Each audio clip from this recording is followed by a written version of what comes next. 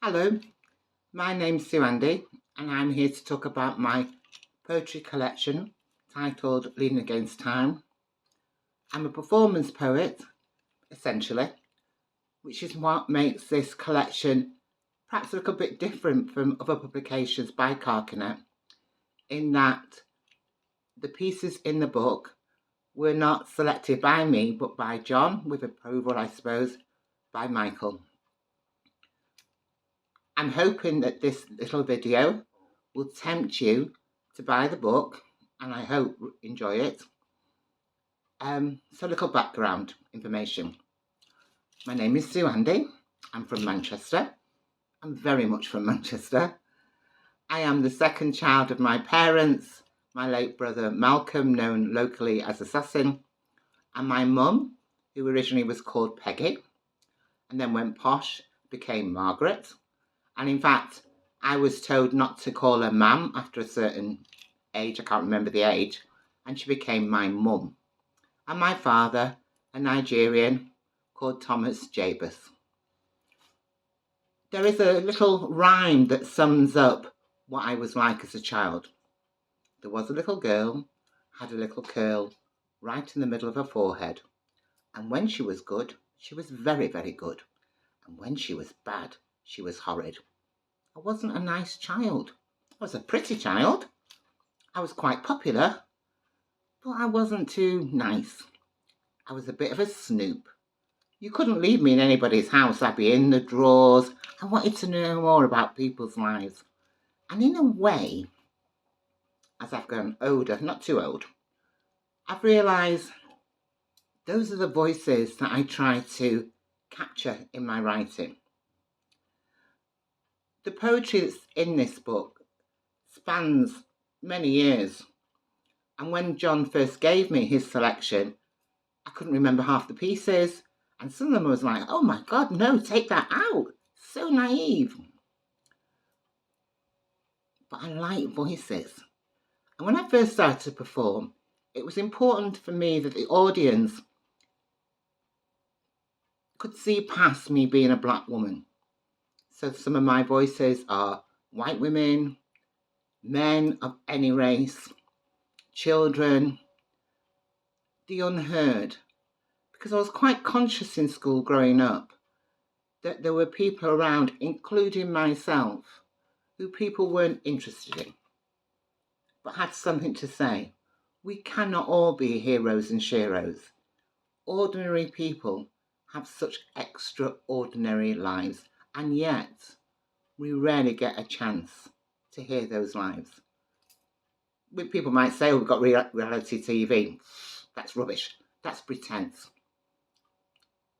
Even today, if you watch me in a crowd or in a restaurant, my ears are always tuned in to the next table, sometimes even a table far removed from me. The snoop of me continues, and I'm inspired by that. I also write poems taken from a line in a film or a sentence in a book, and I acknowledge that. I always try to acknowledge my inspiration, although I'm not going to say this poem comes from two people talking on the bus or anything like that. For example, there's a poem in the book about singing Sinatra. I was having dinner after I'd given a lecture at the university with a couple of members of staff, all women, and one woman talked about her son.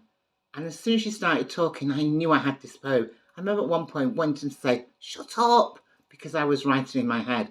I write in my head the majority of the time. And those become performance pieces. Pieces that I write to paper, well, I never remember them for one. And they rarely are included when I'm performing. I'm just thinking now too, I don't want to make myself seem illiterate in any way, but I like performance because you can edit, you can make changes. No one can go back to the book and say, well, you didn't say that bit, or that bit's not right, or the grammar's wrong in it. The words float in the air. And hopefully the listener isn't distracted by doorbells or somebody eating crisp beside them. That's quite possible in a performance. When I first started writing, Well, when I first started writing, it was like most people. I wrote love poetry. Nobody loves me, nobody understands me. Why did you leave me? I didn't keep them under my bed. I think that's a what's it? What's the word for that? A myth, a global myth or something. But yeah, they were quite indulgent. When I began to perform, that was after watching members of the original Identity Workshop at Culture Word. I was doing a fashion show for them, and I saw them got paid, and I thought, wow, you can get paid for talking. I'm half Scouse and half Nigerian. Talking it's in my genes, it's in my blood. And so I began to perform, helped initially or guided, not just by the members of Black Scribe, which was the first women's poetry group, but also Lem Sisse, who I worked with. A lot of the early work was about South Africa. Apartheid was still there. Nelson was still in prison. It was a life that we didn't really understand. But our anger and our pain, we had empathy for what was going on with our sisters and brothers over there. And we tried to capture that in our writing. Speaking for myself personally, not very well. But it was a journey we had to go on. I think sometimes you look away from your personal situation before you look at what's happening at home. And I don't think I wanted to deal with racism in the UK. And it was here, it was blatant, but it never became so apparent to me until I became an artist, a poet. In the arts, I realised that patronism was a devil in disguise of helpfulness.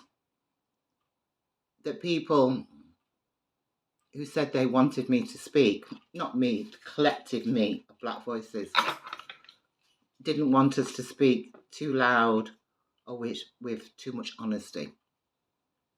It's all there in the book. I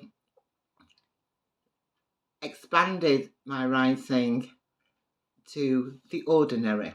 I've always said I want my performances to seem as though we're having a gossip over the garden fence, that I'm in a conversation with people. When people say to me afterwards, I felt as though you were talking to me, I'm like, wow, it works. I'm delighted. I don't need a theatre full of thousands of people. I want it to feel like a small conversation. And I hope that conversation comes out from the pages of this book. There's lots of themes. Love is there. Family. Position of women. The issues of being Black in this country and being Black globally. But not self-pity.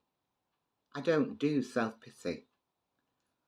In fact, people meet me sometimes and they'll say to me, oh, you're SuAndi.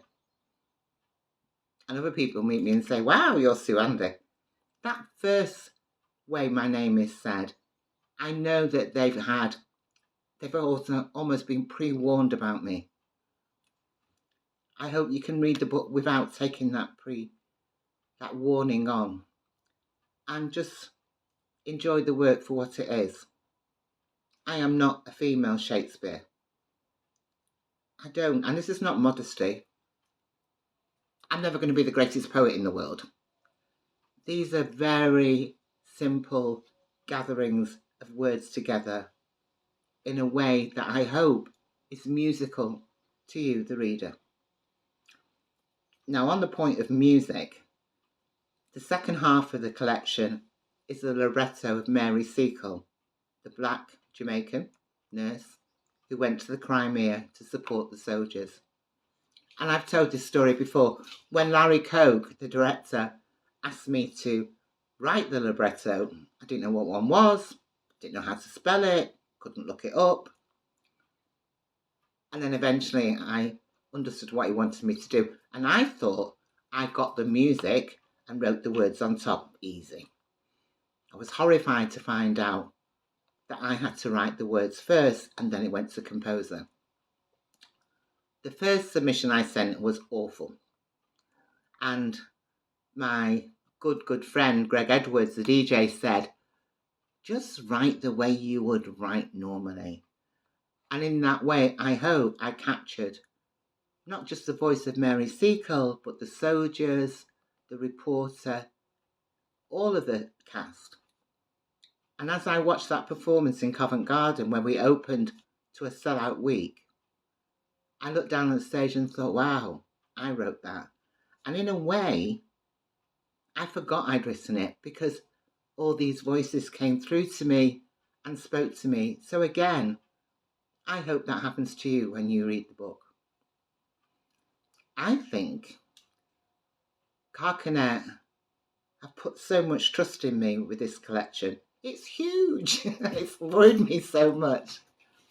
And when Michael first showed me the poems he'd picked out, who'd never seen me perform, although I was worried, I also thought, wow, maybe you can hear my voice or the voices that I've put forward here. We were originally going to call the collection Anonymous, I think, but it sounded like Billy No Mates, and I didn't get here on my own. Not just the team at Carcanet that selected the work and helped with the design, and I drove the designer mad,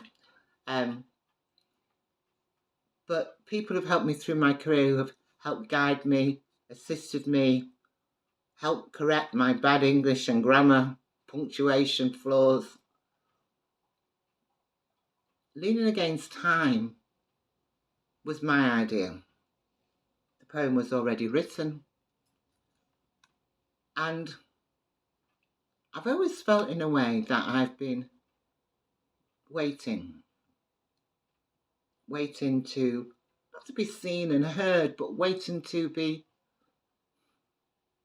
considered, not valued, considered. Yes, I hope that you will buy the book and consider it money well spent. If you don't come back to me, tell Carcanet, of course, but that you will consider the voices in the book worthy of your ear, worthy of your time. That very time I'm leaning on. Because the future has to look back in order to make tomorrow better. Thank you.